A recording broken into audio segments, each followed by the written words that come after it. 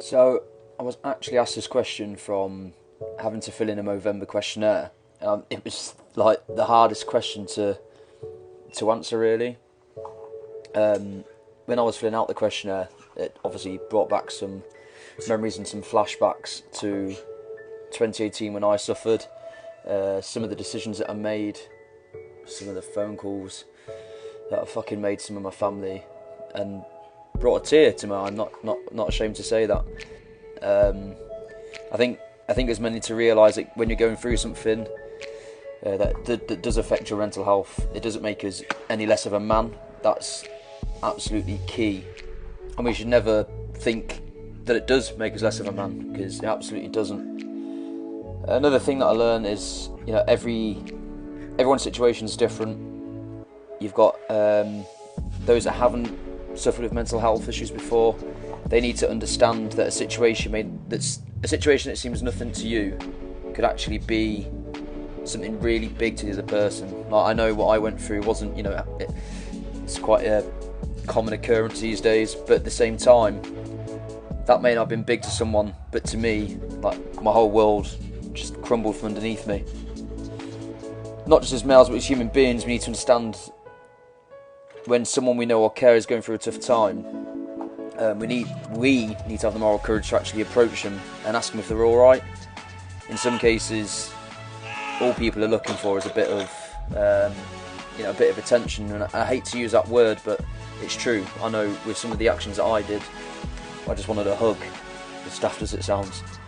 We need to look out for changing behaviour or out the ordinary actions with individuals, because we will never truly understand what's actually going on inside someone else's head. We can only really know what's going on inside our own heads. For those men that are suffering now, you need to accept it. I have found that being in denial that you are suffering, it will just delay and prolong the healing process. You need to know that there's a lot of people around you that, they love and care, and they will genuinely help you get through anything. Reach out to them, talk to them. A true friend will listen, and they'll help you through what you're going through. And I was really fortunate in that, the small circle of close friends that I do have. If it wasn't for them, then fuck knows where I'd be.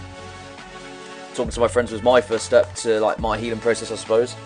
A lot of my friends would say that it was like talking to a brick wall, but when they actually did get through to me and I realised and I accepted that I needed help, then it was just one step in front of the other. Keep moving forward, and try not to do 2 steps back, 1 step forward.